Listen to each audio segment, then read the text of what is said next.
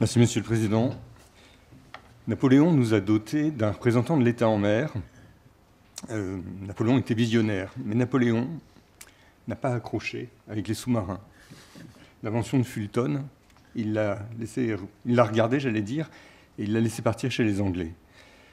C'est quand même à cause de Napoléon que je suis là aujourd'hui, au titre de la fonction de représentant de l'État en mer qu'il a donc créée, et qui fait qu'aujourd'hui, ce représentant de l'État en mer ne peut pas ne pas s'intéresser à cet acteur, cet usage de la mer qu'est le sous-marin.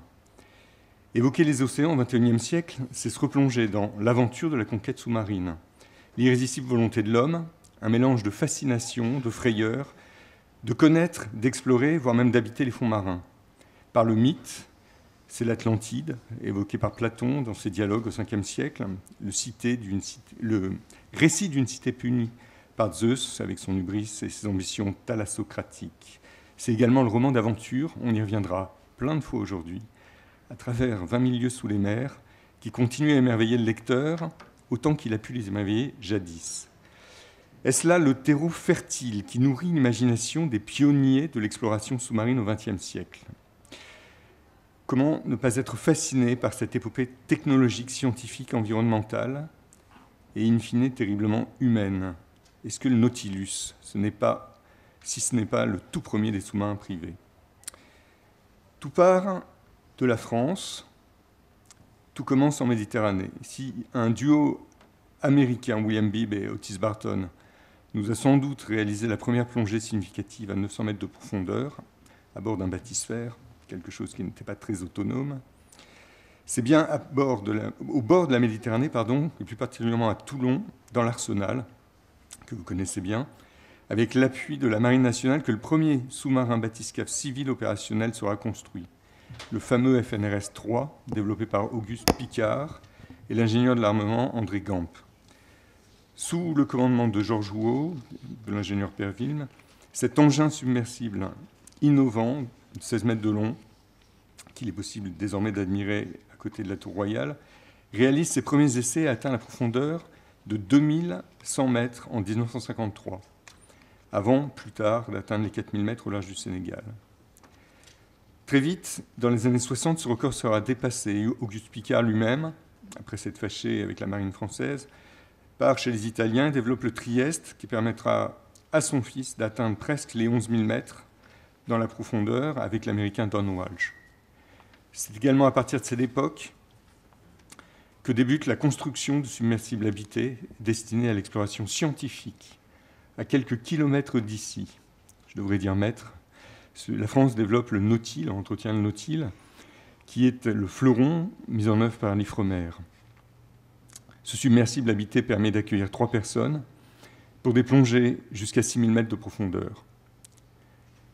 Ici encore, un Méditerranéen, Henri Germain Delauze, qui s'est appelé longtemps le Français le plus profond, se conquérant sous la mer, compagnon de l'équipe du commandant Cousteau, a quitté le domaine expérimental de la plongée humaine pour s'aventurer, lui aussi, dans le monde des sous-marins en fondant la société Comex en 1961. Le submersible Total Sub, précurseur du sous-marin privé d'aujourd'hui, parvient dès 1964 à naviguer par 60 mètres de fond. Plus tard, il livrera le Globule, initialement destiné à des missions d'observation des équipements de forage, qui connaîtra une seconde vie en servant de plateforme d'entraînement à une autre institution méditerranéenne qui est l'Institut national de la plongée professionnelle de Marseille. C'est toujours un peu plus tard qu'on lui doit, à travers un autre de ses submersibles, la découverte ou la récupération des restes de l'épave de Saint-Exupéry au large de Cassis. Je ne peux évoquer les océans et la profondeur sans parler de stratégie française de maîtrise des fonds marins. Le président de la République l'a rappelé à plusieurs reprises, la connaissance est au cœur de cette stratégie pour la France. Nous considérons, les scientifiques considèrent qu'ils ne connaissent pas plus de 2% du fond de la mer. La France est l'un des pays pionniers de l'exploration de l'océan, notamment à travers ses centres de recherche d'excellence, l'Ifremer, je l'ai cité, le CNRS, l'IRD, soutenus maintenant par une flotte océanographique française.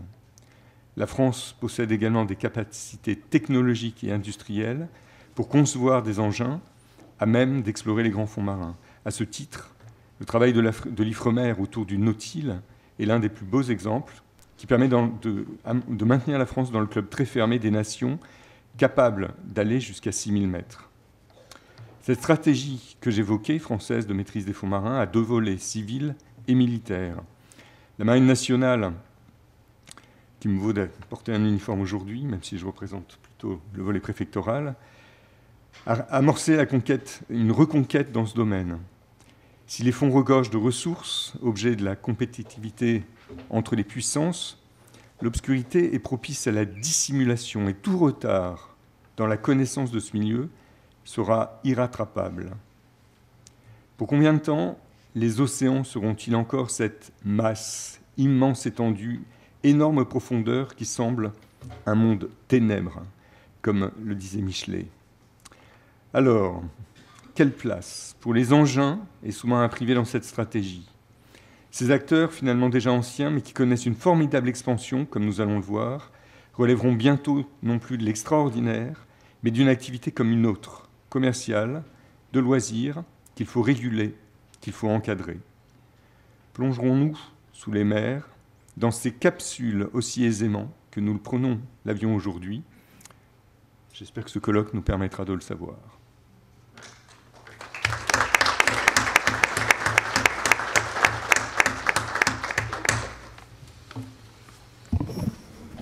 Très bien. Écoutez, je vous propose de... Merci, un grand merci pour votre présence, parce qu'elle est effectivement importante pour, je dirais, le soutien que vous avez apporté au travail que nous avons fait avec le professeur Léandri. Et je pense effectivement que cette journée est importante parce qu'elle devrait quand même déboucher sur d'autres actions, puisqu'on le verra, il reste beaucoup de domaines à envisager. De réglementation éventuellement mettre en place, de principes, pour que cette activité qui est en train de se développer se fasse harmonieusement, parce que moi je le vois d'abord comme un atout, mais effectivement sans poser de difficultés qu'on pourra avoir. Donc un